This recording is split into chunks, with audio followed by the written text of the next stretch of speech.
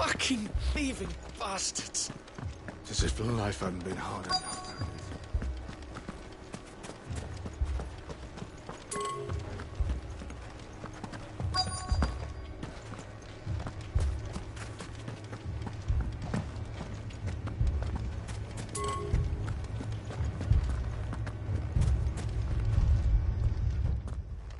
Cid, your new companion appears much more formidable than your uncle. Should I be worried? You haven't been introduced. Jill, Clive has told me much about you. All lies, I'm sure. Your Stolas said that Dalimil has a bandit problem. Indeed. Although, you're a little late. They left with our food and guild days ago. Any idea where they went? The desert's a big place. Your guess is as good as mine. But the fact is, I have more immediate concerns. What did you say to me? What did you say? As if by magic. Let's just say we've yet to reach a consensus about how to solve Dalimil's little problem. And at this rate, it won't be the actions of the bandits which prove to be our undoing.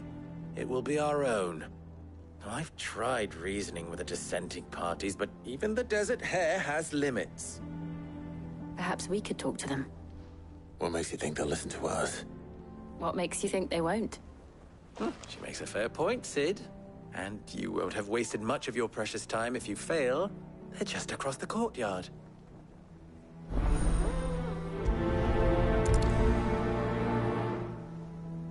Suppose we just follow the shouting.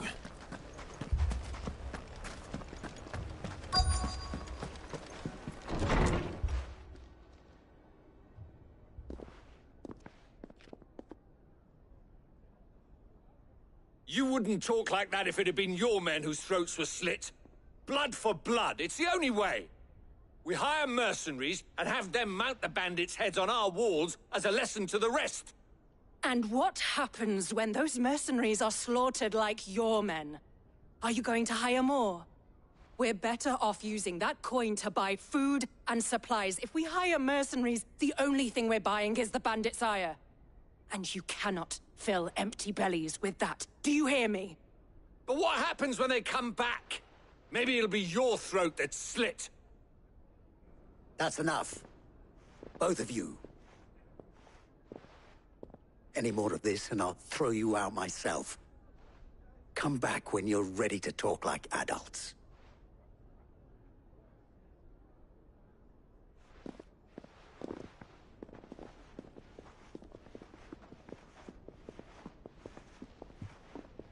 Victor. What's he doing here? Cid. And Lady Jill. What brings you here? I was about to ask you the same thing. Costness is in chaos, and the markets have all but ceased to operate. The Briar's Kiss here in Dalimil is the only place I can reliably obtain supplies. I was here to do just that when Master Lubor told me of his troubles. He thought I might be able to talk some sense into these fools. But if you're here, I suppose his patience must be waning. Who are those people? Those were the thorns in Lubor's side. And the reason this place might be headed the same way as Costness. It's these accursed skies. The darkness is enough to drive a man to madness. Or an entire city, for that matter.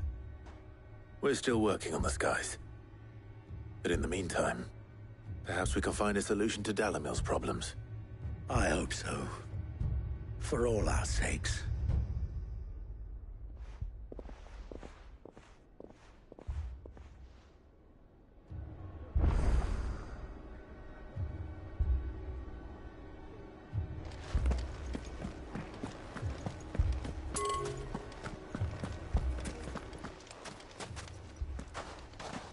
So, you see my predicament?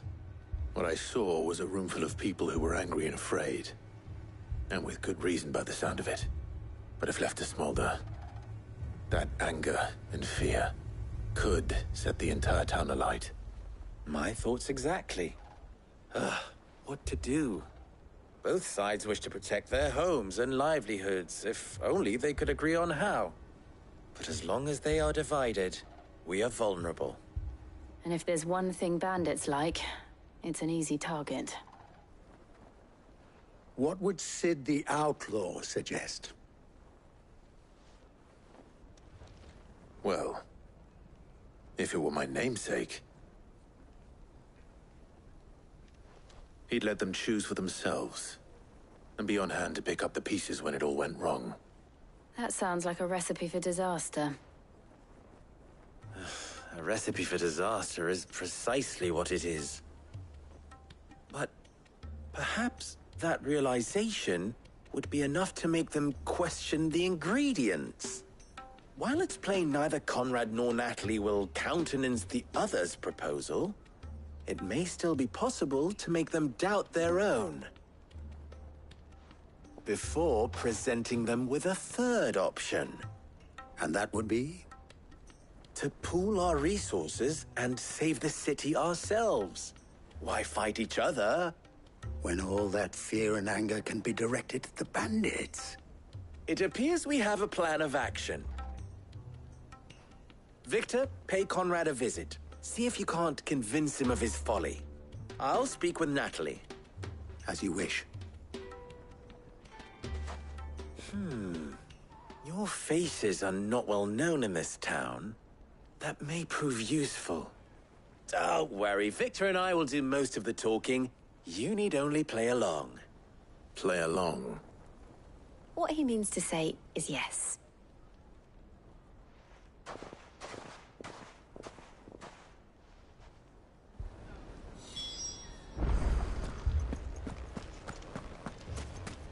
People take notice of wealthy men. Shouldn't be too hard to track down Karen's collector.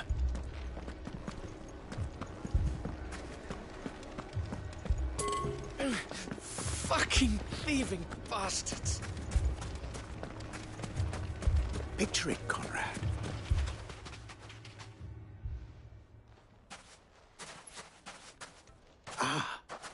Here she is.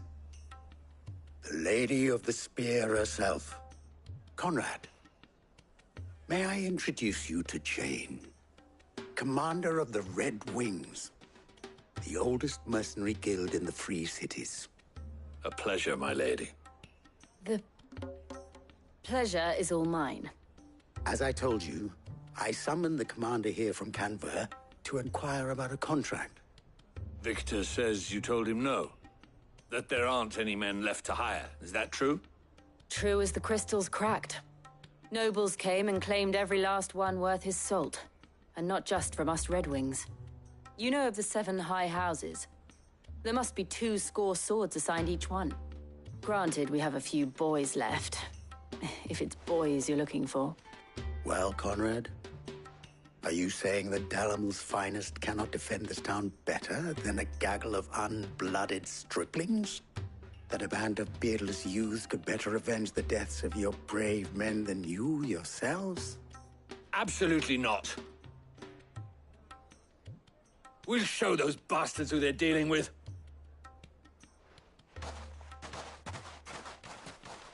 I can't believe that actually worked. Conrad's not what you call the brightest candle in the crypt. And there's a reason why I had you do the talking and not Sid. Well played, my lady.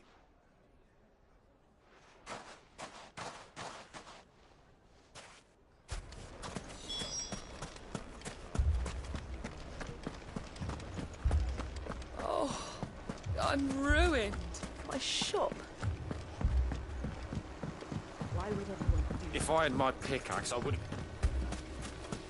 I mean, it may still be possible to buy some. Ah, here he is now. Natalie, allow me to introduce Lord Underhill of Randalar's prestigious League of Merchants. Lord Underhill. At your service. Underhill. I was just telling the good lady of our conversation, my lord, and how you were lamenting the state of the capital stores. Lubor says that not only are the granaries almost empty, but that war and the Blight mean this season's harvest won't be enough to fill them for winter. Indeed, certainly that is the case. The nobles in the capital are buying up the city's stocks of barley and wine, driving the prices higher than most commoners can afford. It is only a matter of time before the peasants revolt. It is worse than I thought.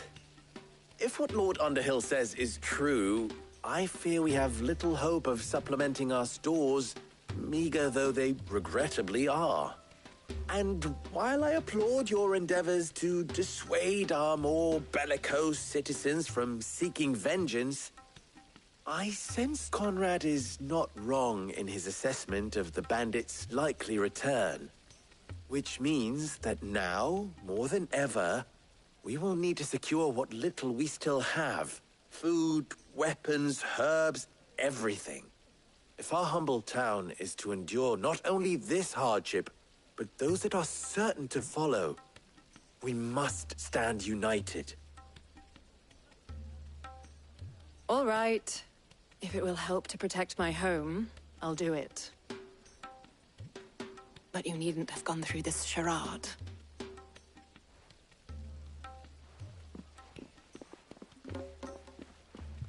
Thank you, Clive. Your performance was nothing if not workmanlike. She saw right through it. I didn't say it was good, merely that it produced the desired effect. Now, my scouts should be returning shortly. Meet me back at the Briar's Kiss, and we shall see what we face.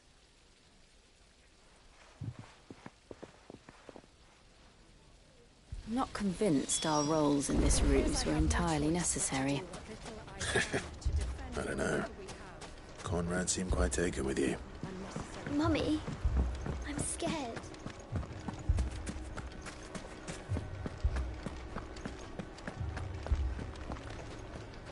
Good news, Sid.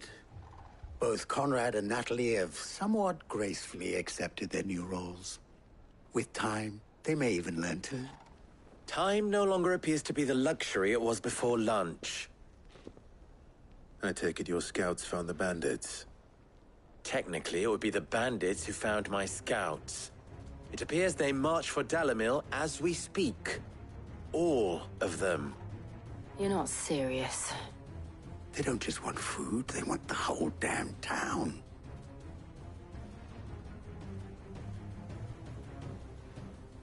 I have a favor to ask. I'm told the bandits march into... Very well. Chilla. The rest, my friend, mistakes I concede. That is a lot of faith to put in. Then it will be... I thought... We'll hold them off. And we...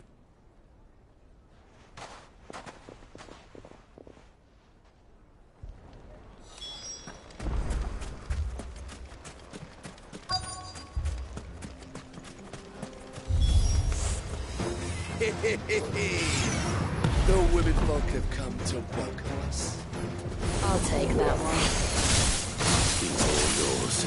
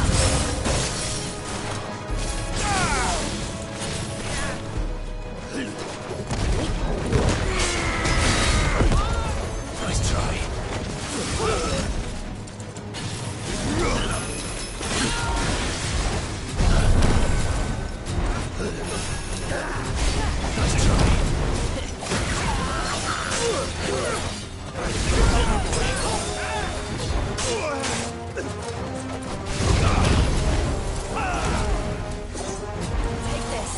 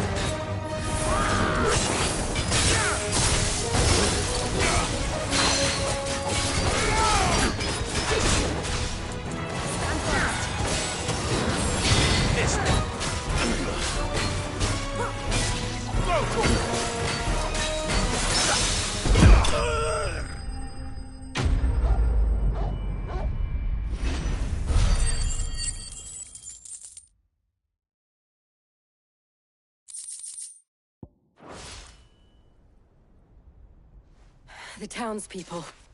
Could they have held out? I don't hear any fighting. What do you think? That we should hurry.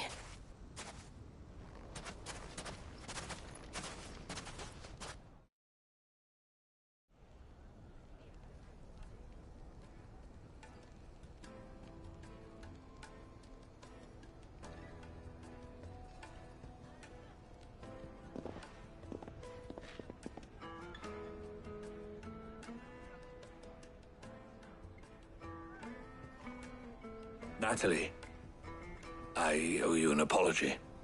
You did well out there. The inn would have been lost had you not held the line. Without you, there would have been no line to hold. You saved us, Conrad. You saved Dalimil. We all saved Dalimil.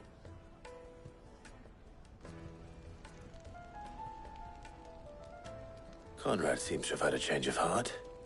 I'd say they both have. I take it from your presence that our visitors from the desert won't be joining us either. Pity. The plan worked, Sid. Granted, it only took an army of bloodthirsty bandits at our gate. Calm now, Victor. Why quibble over the details? We are united, and that is all that matters. As for you, Sid, you fight considerably better than you act. I'll take that as a compliment.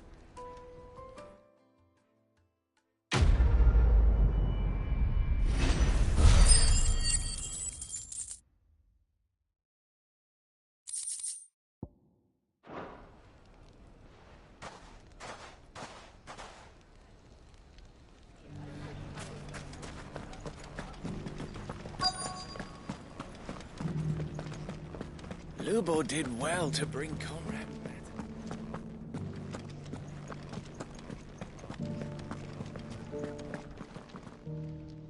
My reputation will be ruined! Ruined!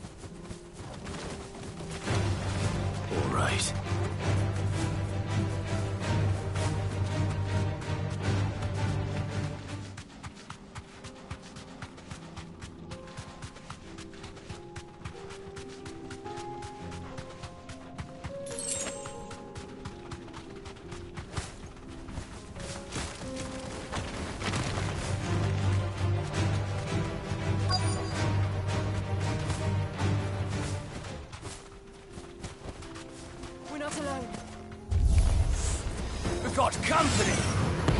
Come on, lads, let's tear the bastard's head off!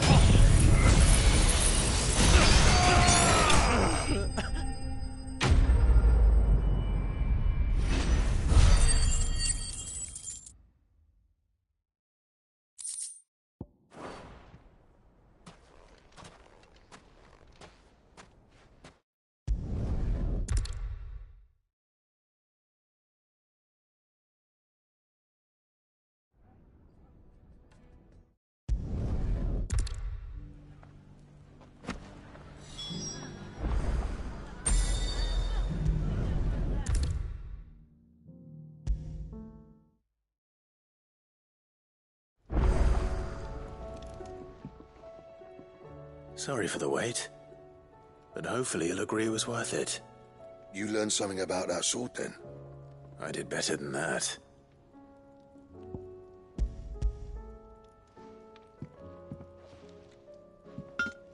Hey, a whetstone? Yes. But not one you'll find anywhere in Valisthea.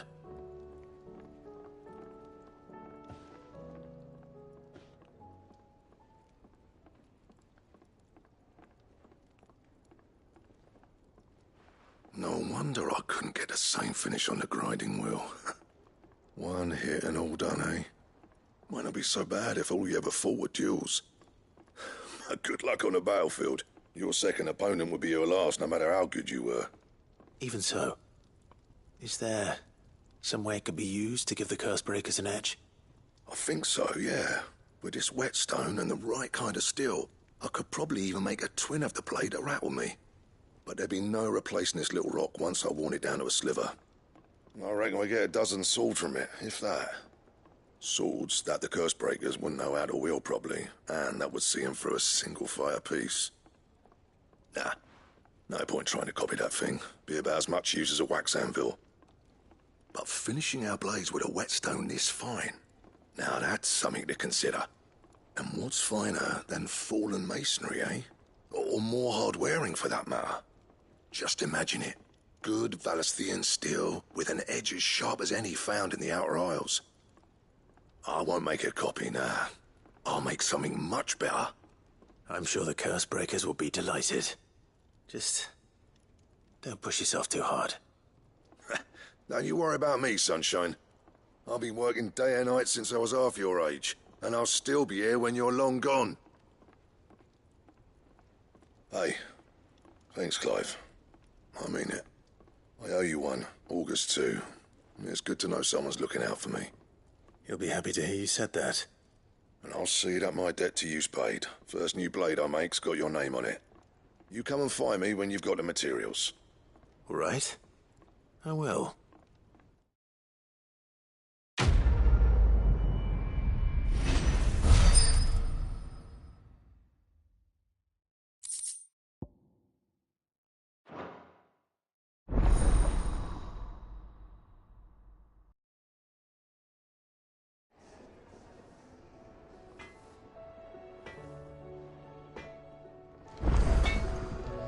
Trouble with your gear, or what do you want?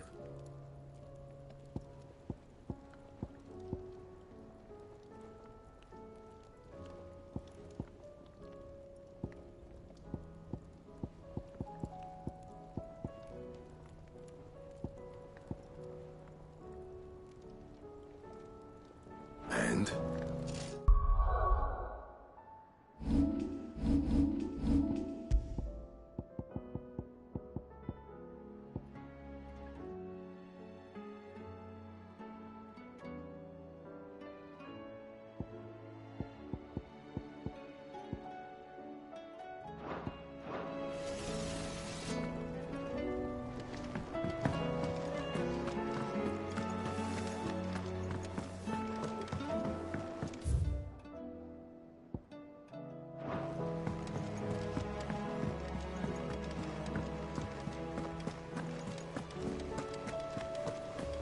Did you see that?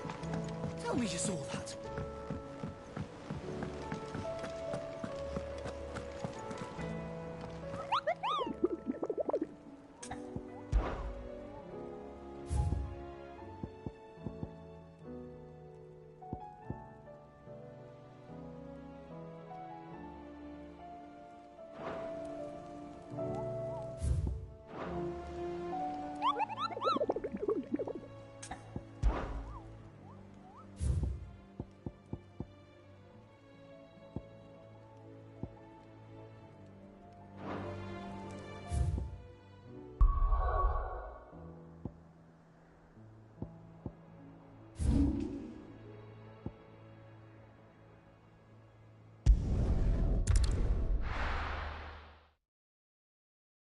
First we find Isabel.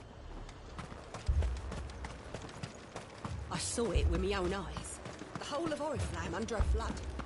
Then we're next.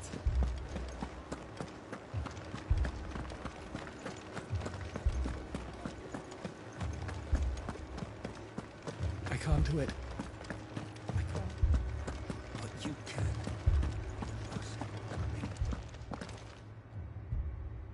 My lord. Milady. We received the dame's message. There have been sightings of strange creatures, I understand. With the blue eyes. Yes. Like a Kashyyyk, but different. They've taken so many. I've lost count. A Kashyyyk, but different. Ultimus thralls. And what of your mistress? Is she here? Oh, no. She went to the garrison to ask what they were planning on doing about all this. Then we'll look for her there.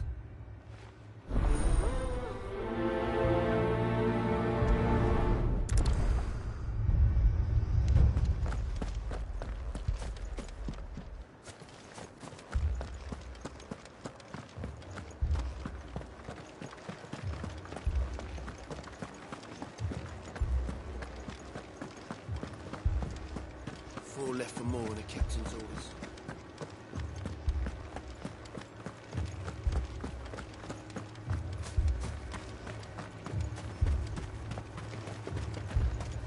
Madame, please!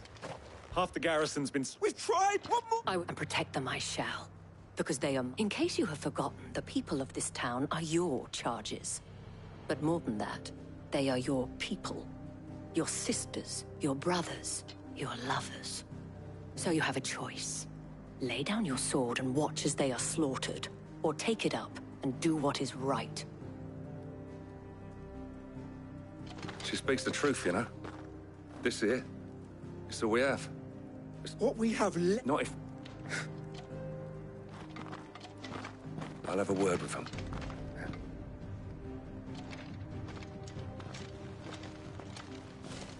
Ah, Clive.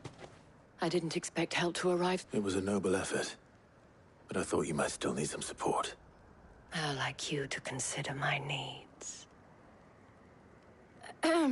What we need to consider is where the creatures came from. The way the survivors speak of them, one would think they appeared out of thin air. And perhaps they did. It's hard to know what to believe these days.